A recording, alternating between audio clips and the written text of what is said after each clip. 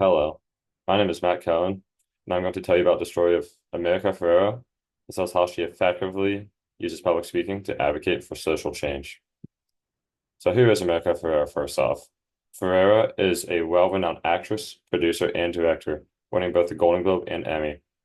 She's a very passionate activist in women's rights, advocating for women of different ethnicities and backgrounds to have their voices be heard, as well as create equal opportunity. So how does Farah promote for social change using public speaking? That's a great question because she does it in a plethora of effective techniques. First off, she talks about her experiences growing up as well as in the acting industry being a Latina American. In her interview with BBC, she talks about how she was looked down on by her peers and teachers for her name being America, even though she's not fully American.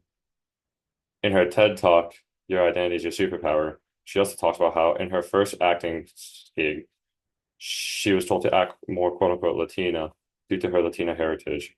She also talks about how a lot of people thought she did not have much potential in life due to her Latina heritage and the stereotypes forced down on Latinas.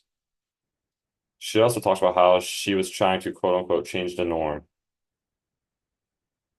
In her TED Talk, she talks about how she tried to just hide her Latina heritage by not going outside so her skin won't get darker, as well as trying to get rid of the curls in her hair so she quote unquote fit in. This just made her feel worse about herself, and her peers still look down on her. So instead of trying to hide who she really is, she decided to embrace her Latina heritage and show everyone she's comfortable with who she really is.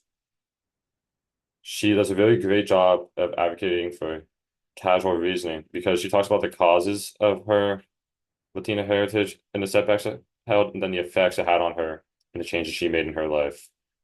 Finally, she talks about how she created opportunities for other women in her situation. In the BBC interview, she talks about how she created an all-female football team, as well as she founded a foundation called Harness, which helps put minority women's voices in the spotlight and helps people hear their stories, as well as giving them equal opportunities.